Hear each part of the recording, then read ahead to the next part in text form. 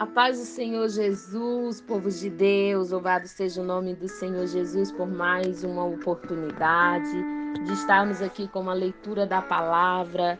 E hoje nós estamos aqui para fazer a leitura do dia 8, louvado seja o nome do Senhor Jesus, que se encontra nos Provérbios 3, 4 e 5. E também iremos iniciar a segunda carta de Paulo aos Coríntios, no capítulo 1. Iniciamos nossa leitura no Provérbios 3. Conselho para os moços. Filho, não esqueça os meus ensinamentos.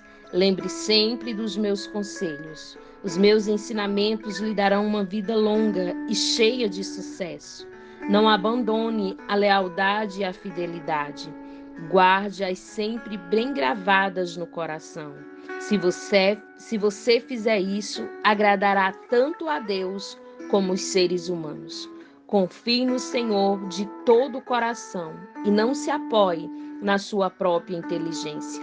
Lembre de Deus em tudo o que fizer e Ele lhe mostrará o caminho certo. Não fique pensando que você é sábio.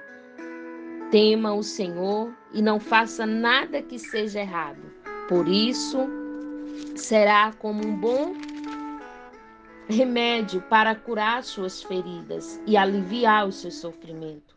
Adore a Deus, oferecendo-lhe a sua terra, oferecendo-lhe o que a sua terra produz de melhor.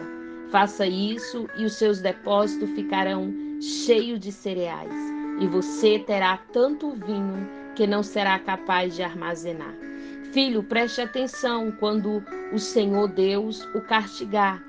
Não desanime quando ele o repreender, porque o Senhor corrige quem ele ama, assim como o pai corrige o filho a quem ele quer bem. Feliz é a pessoa que acha sabedoria e que consegue compreender as coisas, pois isso é melhor do que a prata e tem mais valor do que o ouro. A sabedoria é mais preciosa do que as joias e tudo que a gente deseja não se pode comparar com ela. A sabedoria oferece uma vida longa e também riquezas e honras. Ela torna a vida agradável e guia as pessoas com segurança em tudo que faz. O que se torna sábio são felizes, e a sabedoria lhe dará a vitória. Com a sabedoria, o Senhor Deus criou a terra, e com o seu conhecimento colocou o céu no seu próprio lugar. A sua sabedoria fez os rios nascerem e as nuvens darem chuva à terra. Filho, tenha sempre sabedoria e compreensão, e nunca deixe que elas se afastem de você.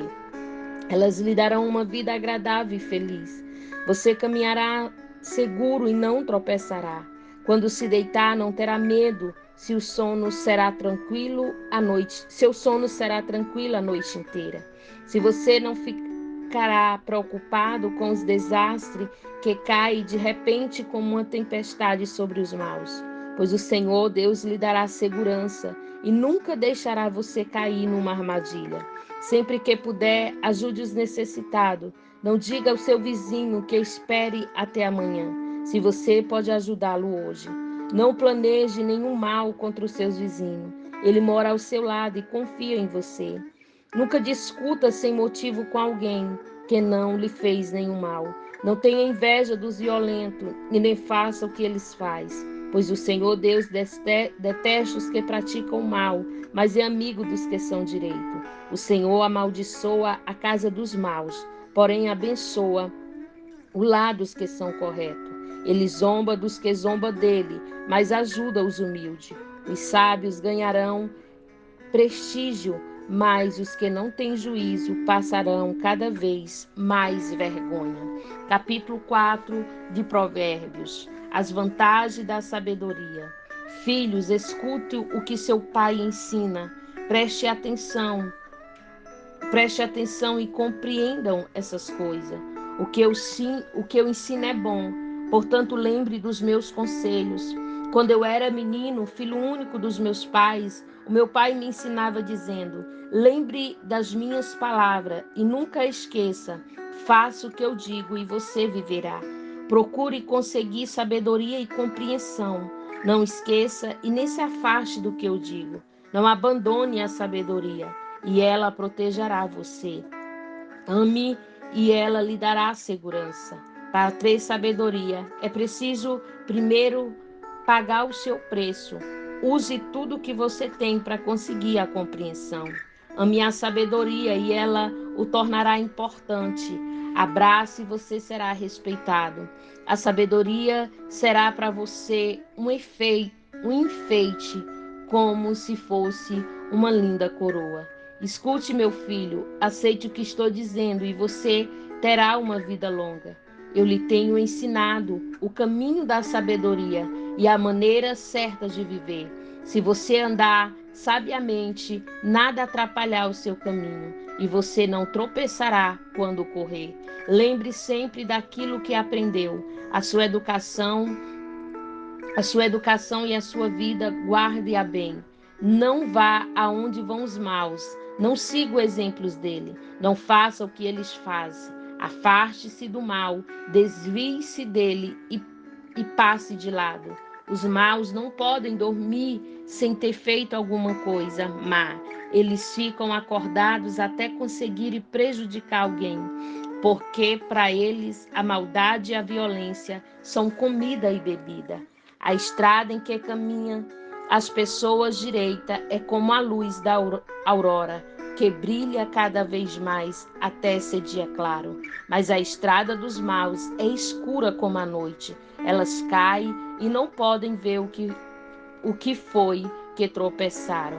Filho, preste atenção no que eu digo. Escute as minhas palavras. Nunca deixe que elas se afastem de você. Lembre-se dela e ame-as. Elas darão vida longa. Saúde a quem entendê-las. Tenha cuidado com o que você pensa, pois a sua vida é dirigida pelos seus pensamentos. Nunca fale mentiras e nem diga palavras perversas. Olhe firme para a frente, com toda a confiança. Não abaixe a cabeça envergonhado. Pense bem no que você vai fazer e todos os seus planos darão certo. Evite o mal e caminhe sempre em frente. Não se desvie nem um só passo do caminho certo. Capítulo 5 do livro de Provérbios. Conselhos contra o adultério. Filho, preste atenção no que eu digo, com a minha sabedoria e compreensão. Então você saberá como se comportar, e as suas palavras mostrarão que você tem conhecimento das coisas. Os lábios da mulher imoral podem ser tão doces como o mel, e os seus beijos tão suaves como o azeite. Porém, quando tudo termina, o que resta é amargura e sofrimento. Ela está descendo para o mundo dos mortos. A estrada em que ela anda é caminho de morte. Essa mulher não anda na estrada da vida. Ela caminha sem rumo, mas não sabe disso. Agora escute, meu filho, e não esqueça o que eu estou dizendo. Afaste-se desse tipo de mulher. Não chegue nem perto da porta da sua casa, senão outros passarão a ter o bom nome que você tinha antes você morrerá, e ainda moço nas mãos dos homens cruéis. Se pessoas estranhas tomarem toda a sua riqueza, o que você ganhou com seu trabalho acabará na mão dos outros. Você ficará gemendo no seu leito de morte, enquanto todo o seu corpo vai sendo destruído pouco a pouco. Então você dirá: como eu tinha raiva de conselhos! Nunca aceitei conselhos de ninguém, não ouvi os meus mestres e nem dei atenção a eles, e quase caí na desgraça diante de todos. Seja fiel à sua mulher e dê o seu amor somente a ela. Os filhos que você tiver com outras mulheres não lhe farão nenhum bem. Os seus filhos devem crescer para ajudar você e não para ajudar os outros. Portanto, alegre-se com a sua mulher. Seja feliz com a moça com quem você casou, amorosa como uma coça, graciosa como uma cabra selvagem. Que ela cerque você com o seu amor e que os seus encantos sempre o façam feliz. Filho, por que dá o seu amor a uma mulher imoral? Por que preferir os encantos da mulher de outro homem? Deus sabe por onde você anda e vê o que você faz.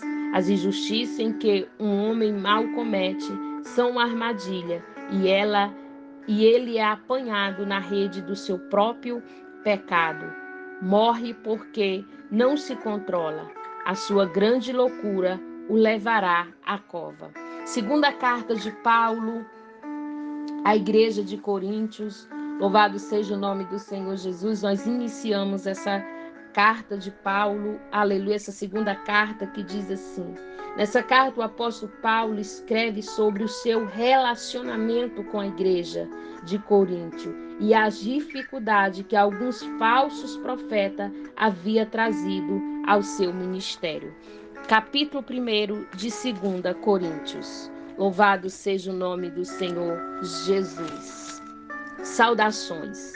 Eu, Paulo, apóstolo de Cristo Jesus, pela vontade de Deus, escrevo junto com o nosso irmão Timóteo essa carta à igreja de Deus que está na cidade de Corinto e também a todo o povo de Deus espalhado por toda a província da Aquaia.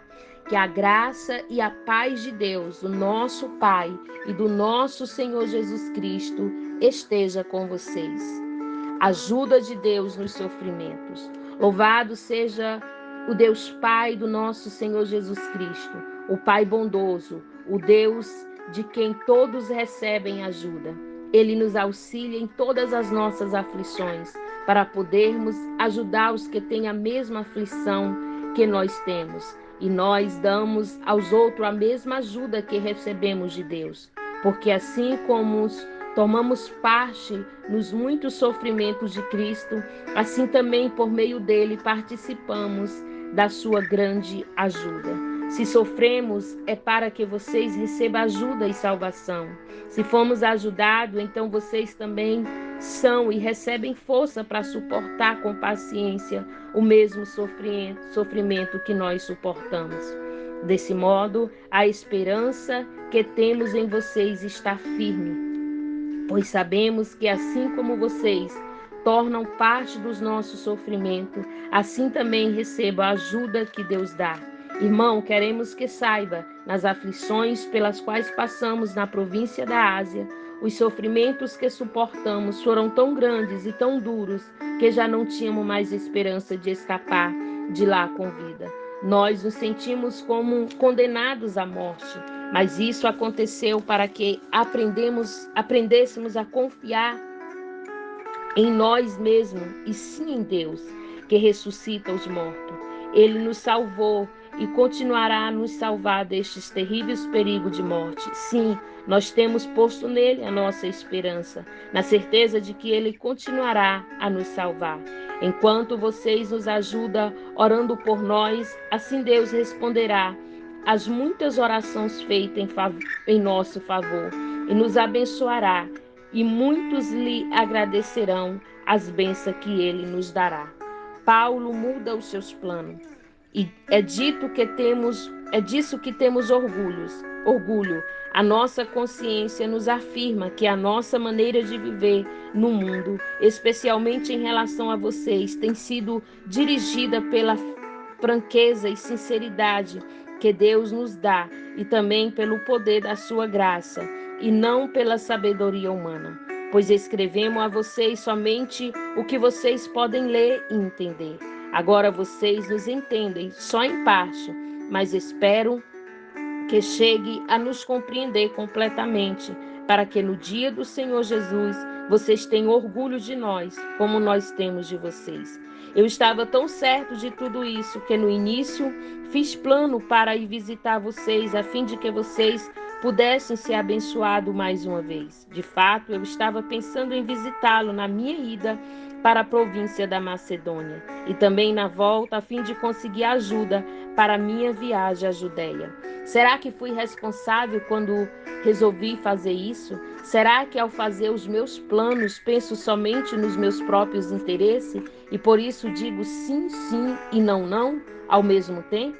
Em nome de Deus, que é verdadeiro, o que eu prometi a vocês não foi um sim e um não ao mesmo tempo, pois Jesus Cristo, Filho de Deus, que foi anunciado entre vocês, por Silas, por Timóteo e por mim mesmo, não é sim e não ao mesmo tempo. Pelo contrário, ele é o sim de Deus, porque é o sim de todas as promessas de Deus.